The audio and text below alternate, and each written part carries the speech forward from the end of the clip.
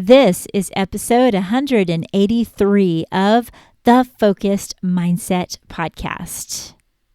And this is going to be a great episode because we're going to tackle the challenging subject of bullying. In fact, this is going to kick off the first of a 3-part series talking about this subject. In case you didn't know, October has been deemed National Bullying Prevention Month.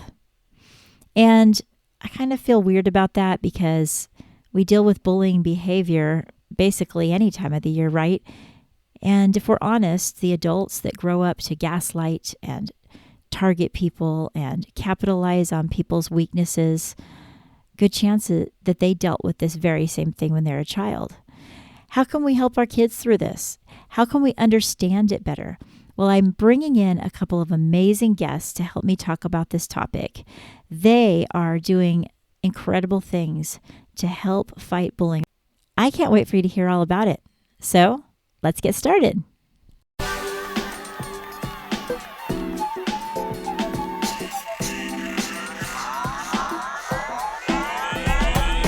This is the podcast where you learn how to build stronger connections and have better conversations using the solution-focused approach. I'm Cher Kretz.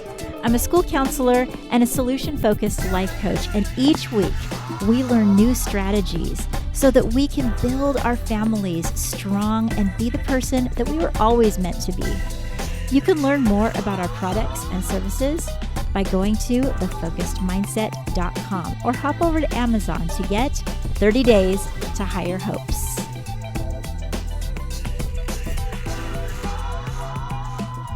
Hello, welcome to the podcast, everybody. I have some really cool guests with me today. We're going to be talking to Stephanie Fletcher and Michelle Myers. And I met them about a year ago. You guys have heard me talk about them because they do a really cool thing where they help school districts with the problem of bullying. And it's October right now. We know we're talking a lot about how to help kids with bullying, but it's a 24/7 situation.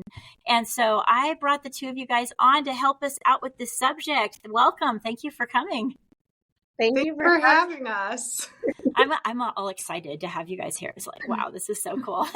It's been like a year coming. I've been in two trainings, and then we spoke at a conference together, right? Yeah. So it's been a lot of time we've talked, and it wasn't until I was sitting in my training in my school district, and then at the break, I came up to you guys, right? And I'm like, hey, I am a fan of yours, right? You did. And then we just kind of put all the pieces together because I had talked about you guys to my friend, Dr. Linda Medcalf. And now you guys are doing some work with her as well. The subject of bullying is a serious one. We deal with it all the time. And we're going to talk about this in many different facets, kind of how you guys can decipher what is bullying, what's not, whether you're talking to your child, whether you're talking to your student. Let's dive into a little bit of what to say to kids and why it's important to talk that way. And then just a little bit about how to encourage our kids to look at a new narrative. But first, how in the world, you guys will have to take turns. How in the world did you guys come about this? And why are you so passionate about bullying? I'm thinking about my graduate program. So the author and inventor of this playful approach that you're talking about, he was my professor in grad school. And so what I was introduced to as a grad student was this whole paradigm of narrative counseling. And I know it's a sister, like cousin to Solution Focus. It's under the same paradigm. And I fell in love with the entire mindset, the entire approach to counseling.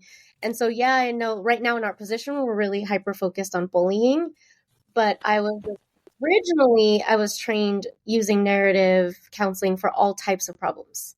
And then playful approaches for a variety of different issues. So whether it was grief and loss, or it was conflicts, or bullying, or social skills, or just whatever it was, that's what I became passionate about.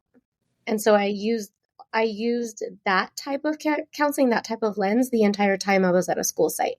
So I was at a school site for 7 years. So you were counseling at that school site, and you were just kind of saying, you know what, it's working. I'm going to use this. Yes. I keep using it. So I was using narrative for everything. Like anything that was brought to counseling, it was a narrative lens.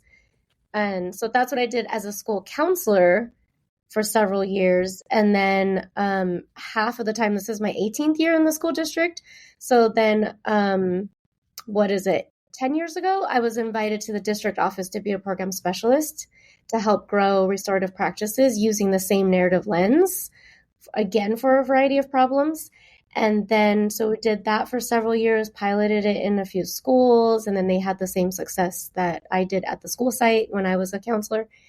And then I met Stephanie, like halfway through my time as a program specialist, and then she came and joined our team, and then we started working together for all tier 2 and tier 3 interventions.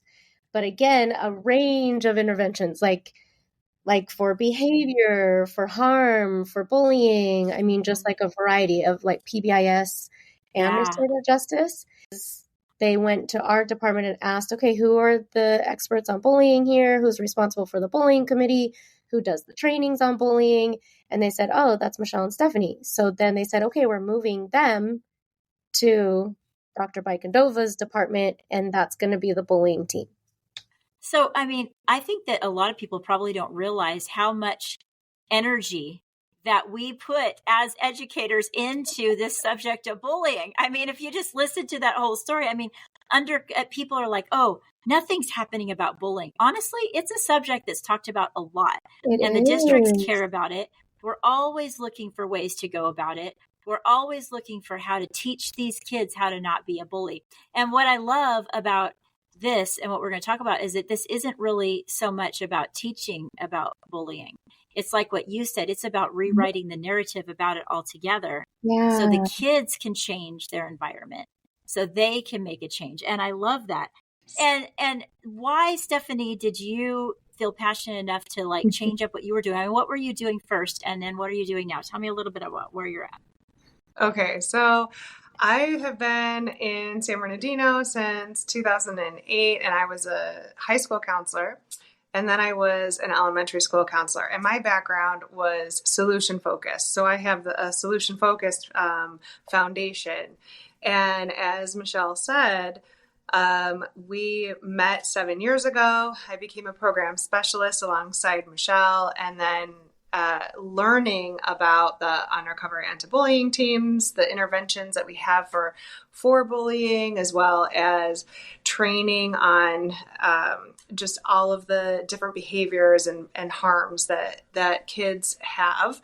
And that was like just an amazing experience for me, because I was bullied when I was little. And I didn't have that intervention that we have now. And I didn't know who to talk to. It was pretty shameful.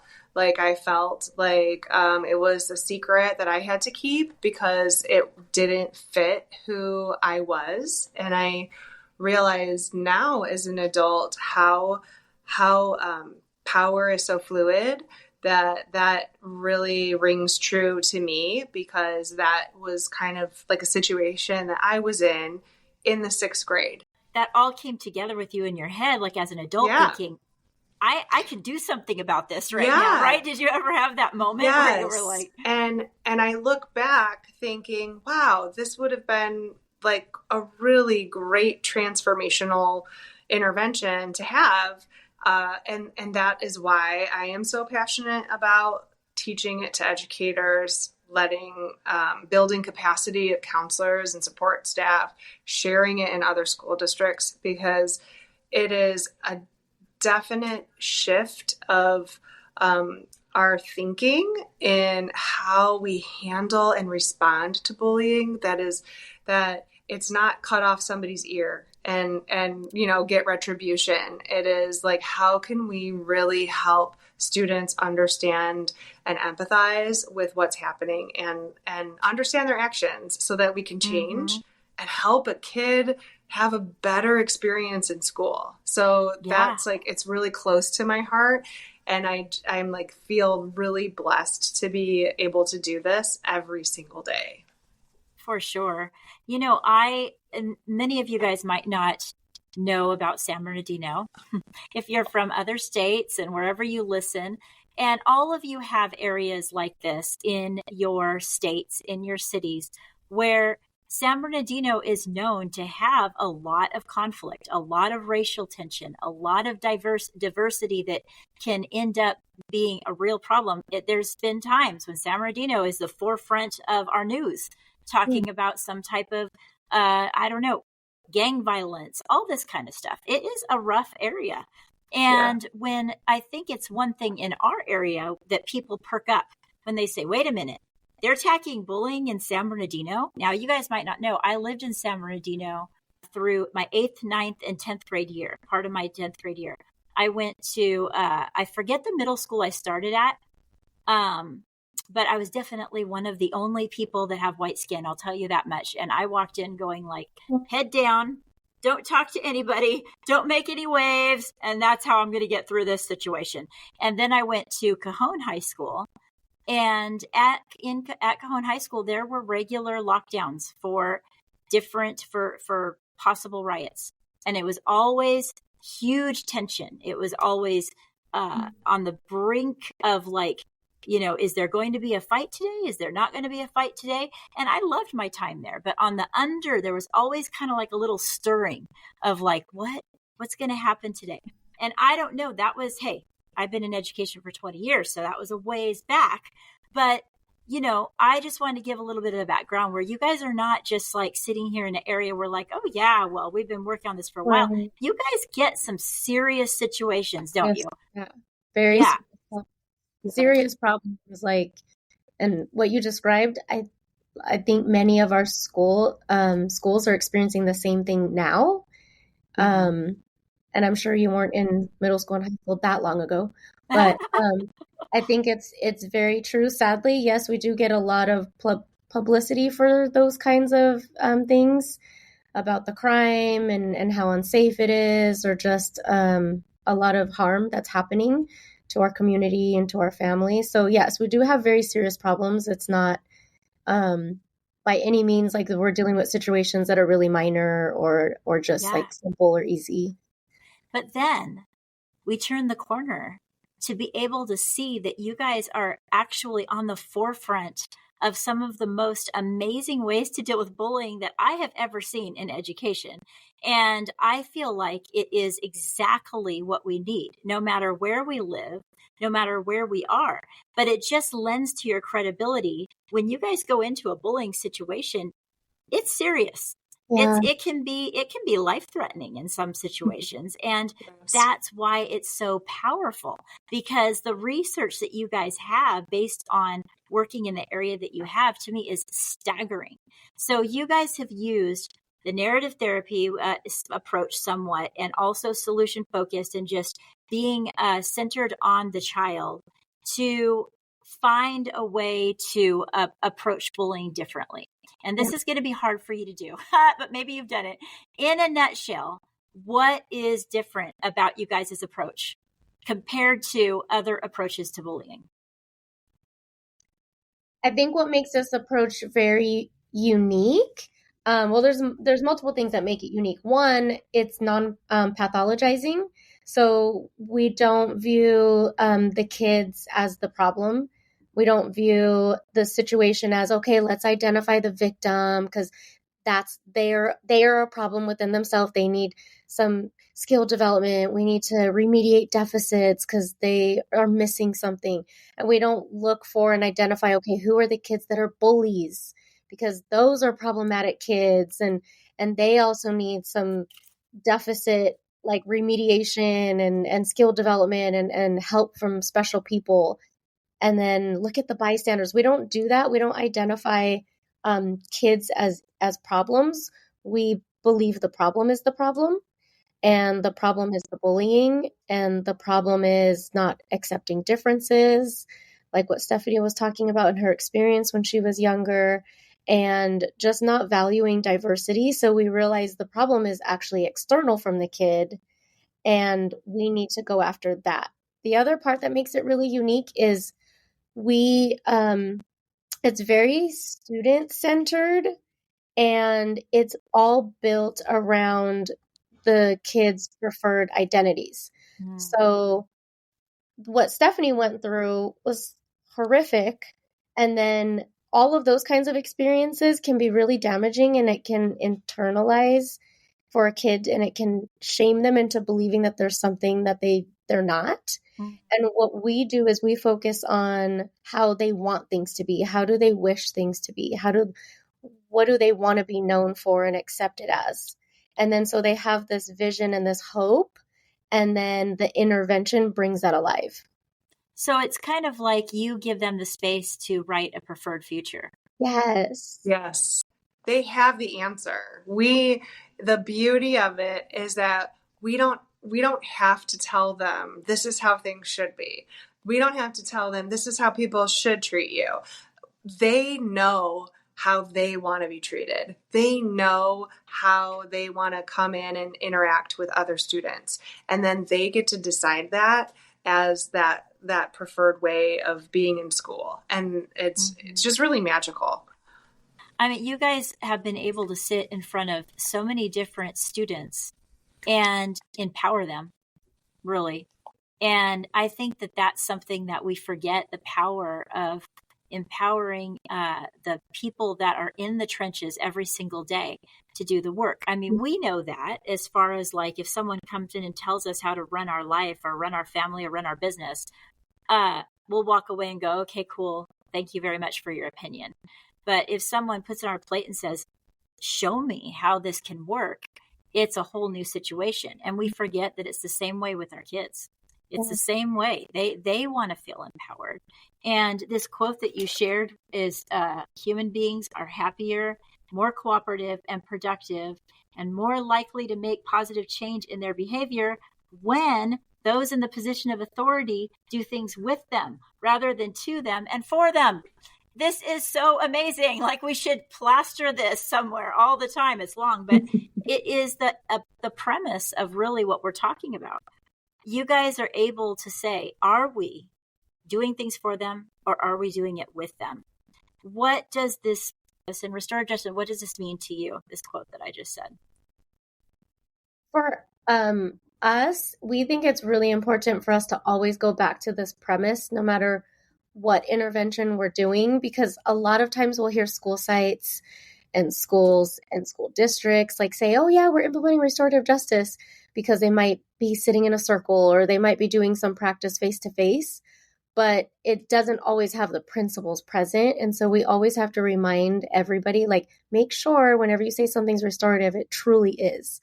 So for us, just like what you said, are we doing things with students, or are we saying we are the expert? Like, I got my master's degree, I went through school, I was trained in how to be a counselor, and so I'm going to tell you what to do and how to live your life, like what Stephanie was saying, like, this is how you should be treated and this should be your preferred future.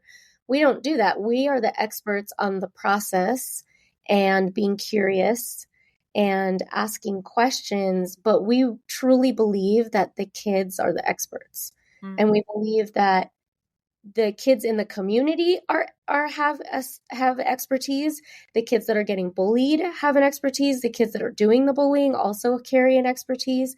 And we are curious about how together we can invite a different story and create a new narrative. So now we're shifting from this bullying relationship and this victim, bully, bystander kind of traditional story. We're shifting that to, this is how I want to be treated. And then we invite the kids in the community to take up responsibility to create that to happen. But Stephanie and I and the counselors that we work alongside, we never tell them what that looks like and what it should look like. So every intervention looks different. Every outcome, every story, every narrative at the end is a different narrative, and their wish is always different.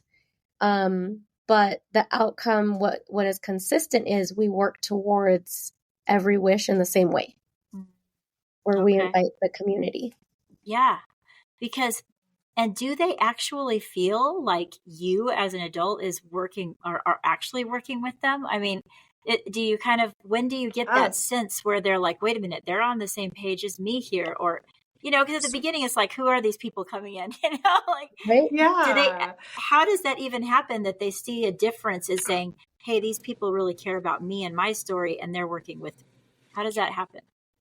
Well, when we first meet with students, we always have the restorative questions. What happened? How did this affect you? What do you need to make things right? And we elongate those questions, we enhance them, but those are like the skeleton of our conversation with students. And often when we're having those conversations, students say, this is the first time that I feel listened to. This is the first time that anybody has maybe asked me what has even been happening. Or this is the first time that I've ever been able to share my story. And just having asked what happened can be that connection with students, and you have that connection. And so that's really where it all starts, is how Michelle said earlier, like, we're really curious and we're interested in what they have to say, because it's their perception of what is going on and how they're experiencing things at school. Yeah. Yeah. I mean, isn't that, it's like honoring seeing it through their lens and honoring that that's their truth. I think that a lot of the mistakes we make as adults is we do try and push our narrative on the kids. I think we do try and say, oh, no, that's not really the way it was. Oh, are you sure that's the way it was? And it's hard, but so easy when you start doing it to step back and say, I'm just going to 100% take a minute to allow myself to see it through this person's eyes. And that changes everything, because then we have real empathy at the end of the day. But let's take a step back. How is it? I mean, I know I've come across this all the time as a counselor. How in the world can we even tell if a situation is bullying? Because I feel like I get stopped right there. I get stopped because I get an email and a parent saying, my kid is, bullied, or a kid comes in, well, they're definitely bullying me. And then I'm like, well, is it actually bullying? Because it seems like you guys are getting along great and they just said something mean to you.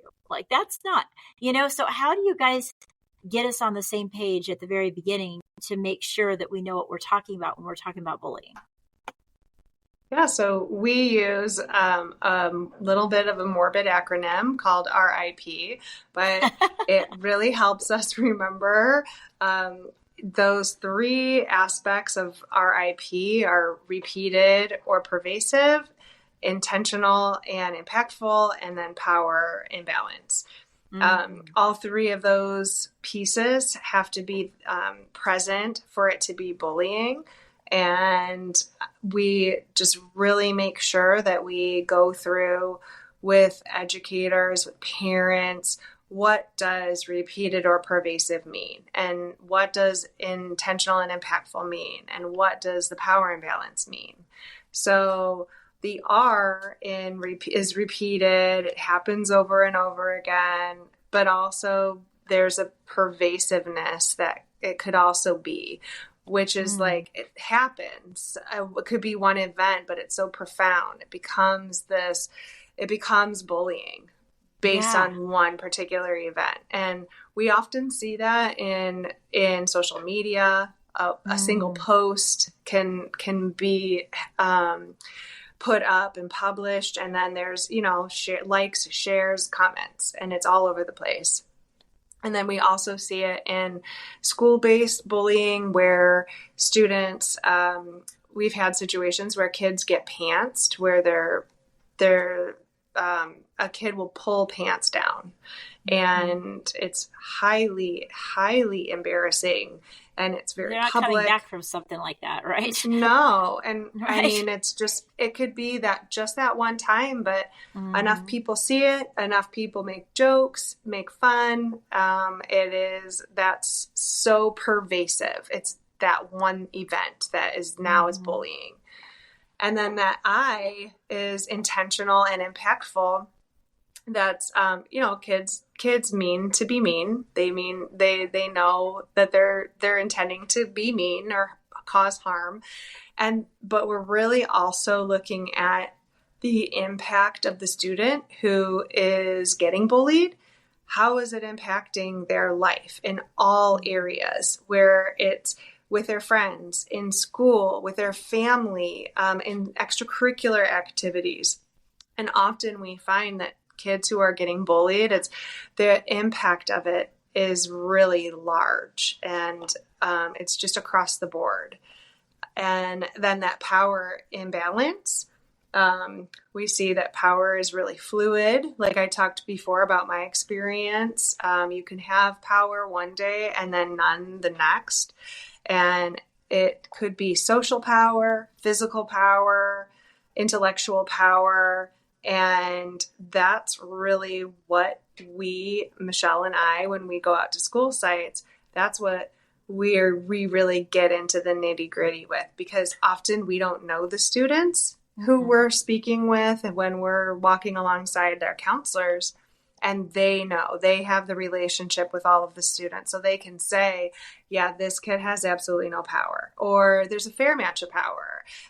So we really rely heavily on our school site staff to know their kids and their students, and to have really just like those relationships, and that will help us assess whether or not a situation is bullying, because we're looking for those three things in RIP. Yeah. And I like it that you just put it out there in a way that you can remember, because I sometimes will have to go back to that RIP since I even learned about it, where I'll be like, is it repeated? Is it pervasive? Is there a power struggle? Is it intentional? And then it helps me to always remember, because I know that even a lot of parents they want to be empathetic to their child, but they go really quick to bullying. And it can be a good practice to just kind of sit down and have a conversation and have that playing in your mind to figure that out. And we're going to pause right there and continue this important conversation in episode 184. But it is so important, isn't it, that we honor the children's voice. It's important when we're talking to our friend, our sisters, our brothers, our spouses, to say, I want to see this through their lens. It could be about something as serious as bullying, but it could be as important as their view of how things are going at their work, or how things are going inside their mind. I think that this is the very first step to us connecting with people on a whole new level, when we say, I am willing to listen to your story. And that really touched me about this part of the conversation. Next, we're going to go into some very important steps. We're going to continue with this talk about the questions that we can ask that make a huge difference.